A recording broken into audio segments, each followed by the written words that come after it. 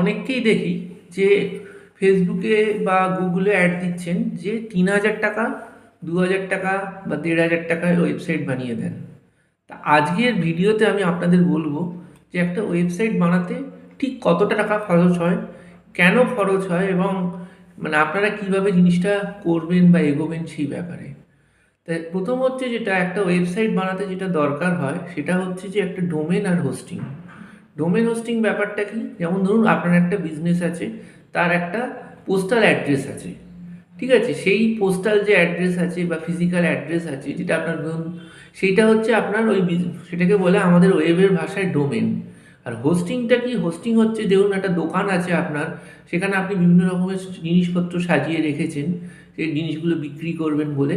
সেইটা যেখানে আপনার যে জিনিসটা রয়েছে সেই স্টোরেজটাকে যেটা বলি সেটাকে বলে হোস্টিং। তা বর্তমানে একটা ডোমেন যদি আমরা কিনতে হয় সেটা .com কেনাই ভালো।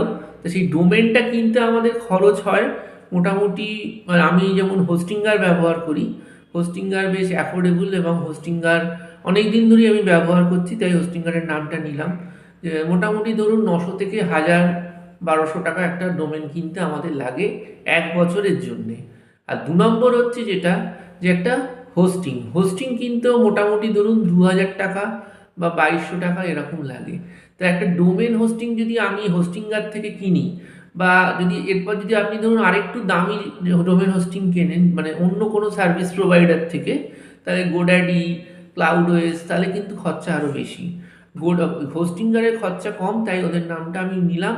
এবং আমার যে কটা ওয়েবসাইট আছে ভারতী টেকনোলজিস, সে কিন্তু হোস্টিঙ্গার থেকেই যে ডোমেন হোস্টিং কেনা। এরপরে যে জিনিসটা আসে সেটা হচ্ছে যেটা, যে ওয়েবসাইটে কতগুলো পেজ থাকবে। আমরা যদি কোনো সার্ভিস ওয়েবসাইটের কথা ভাবি, যে সার্ভিস ওয়েবসাইটে কিন্তু মিনিমাম ৫খানা পেজ থাকা উচিত। সেই পেজগুলো কি কি? একটা হোম পেজ, একটা অ্যাবাউট আস পেজ, একটা সার্ভিসেস পেজ, একটা টেস্টিমোনিয়াল পেজ এবং একটা কন্ট্যাক্ট পেজ। হোম পেজটায় কি থাকে? হোম পেজটায় সমস্ত পেজের কিছু কিছু করে একটা অংশ থাকে, যেই জন্য আমরা ওটাকে ইন্ডেক্স পেজ বলি, যেমন সূচিপত্র, সেটা ঠিক আছে।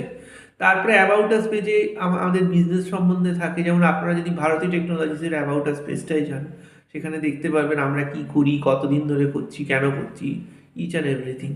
তারপরে তার সাথে যেমন টেস্টিমোনিয়ালে ধরুন যারা যারা আমাদের এই সার্ভিসগুলো নিয়েছেন, হ্যাঁ কিনেছেন, তারা আমাদের সম্বন্ধে কি বলেছেন সেগুলো আপনারা দেখতে পারবেন, বা আপনাদের সেই একই রকমভাবে আপনাদের বিজনেসের ক্ষেত্রে। তারপরে যেটা হচ্ছে যে সার্ভিসেস পেজ, আপনারা কি কি সার্ভিসেস দেন, বা আপনাদের যদি কোনো প্রোডাক্ট বেস বিজনেস হয় আপনারা কি কি প্রোডাক্ট